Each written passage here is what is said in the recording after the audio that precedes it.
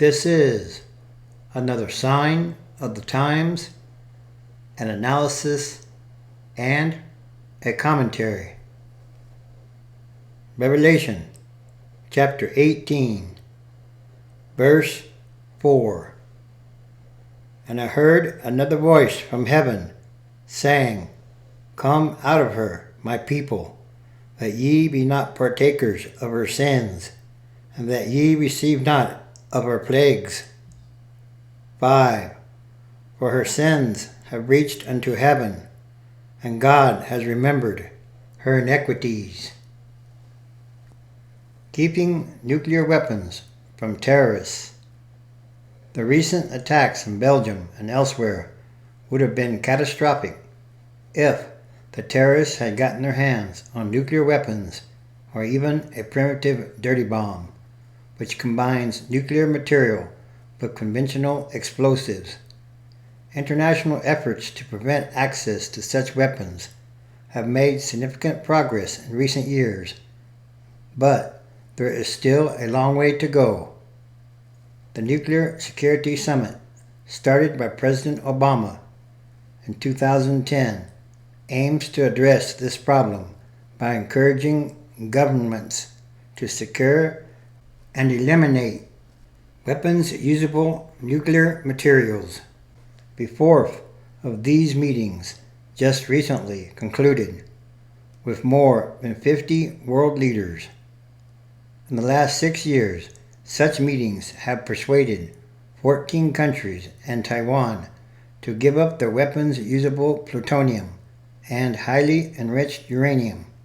12 others, including France, Russia, and the United States, have decreased their stockpiles of nuclear materials. Many states have made nuclear-related faculties more secure and have strengthened cooperation against nuclear smuggling. Nuclear detection equipment has been installed at more than 300 international border crossings, airports, and seaports. But progress is slow, even though the need for enhanced protections has become even more urgent, given the concerns that terrorist groups are seeking nuclear technology. More than 1,800 metric tons of nuclear material remains stored in 24 countries, much of it vulnerable to theft, according to former Senator Sam Nunn, co-chairman of the Nuclear Threat Initiative, a nonprofit advocacy group. An increasing number of countries are pursuing nuclear energy projects, even though they lack the legal, regulatory, and security frameworks to ensure that such programs, designed to produce power, not weapons, are protected, he said. Experts say that many officials do not believe that nuclear terrorism is a serious threat, even if the chances are small that terrorists will acquire a nuclear weapon. The fact that the potential consequences are devastating should propel summit participants to aggressively plug security gaps. Another effort to focus attention on nuclear threats is more quixotic but still valuable. The Marshall Islands, which decades ago was the site of 67 nuclear tests conducted by the United States, has brought suit at the International Court of Justice at The Hague against nations with nuclear weapons for failing to move toward disarmament as required by the Nuclear Non-Proliferation Treaty and international law in general. The suit was initially filed against all 9 nations with nuclear weapons, including the United States, Russia, France, China, and Britain, which signed the treaty, as well as India, Pakistan, Israel, and North Korea, which are not treaty members. But only Britain, India, and Pakistan have recognized the court's jurisdiction, and so are the only ones now subject to the litigation. The court is expected to decide later this year whether the suit can proceed, though no one expects the court to force the nuclear states to disarm. A verdict against them could increase pressure on them to exercise more restraint. Since the end of the Cold War, the United States and Russia have sharply reduced their nuclear arsenals, but Moscow has rejected further negotiations, and both countries are pursuing costly new modernization programs. India, Pakistan, and North Korea are also expanding their programs. There are signs that overall stockpiles of nuclear weapons and nuclear material may again increase. That very disturbing trend must be reversed. In other words, it's getting closer and closer. The United States and Russia, with the vast majority of the world's nuclear materials and weapons, have a special responsibility to lead.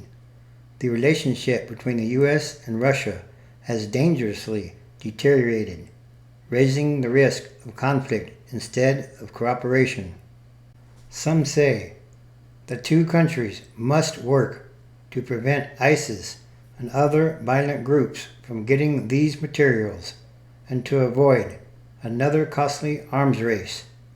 There's no greater threat to humanity and to the promise of our children's future than the nuclear threat. Our leaders must reverse our march down this risky path. All nations must act to prevent nuclear terrorism and a new arms race. In other words, nuclear terrorism could be a world-changing event.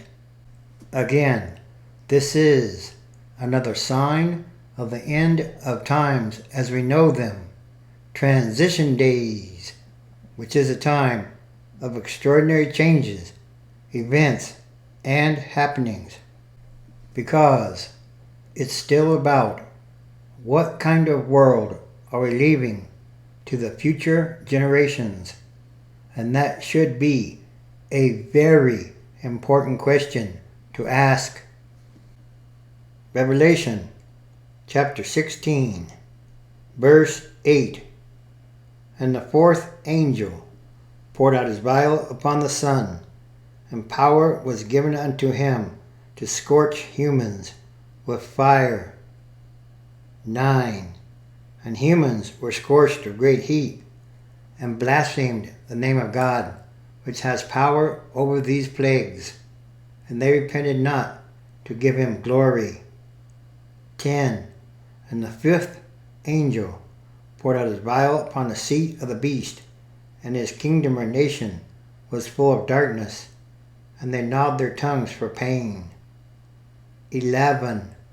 And blasphemed the God of heaven because of their pains and their sores, and repented not of their deeds.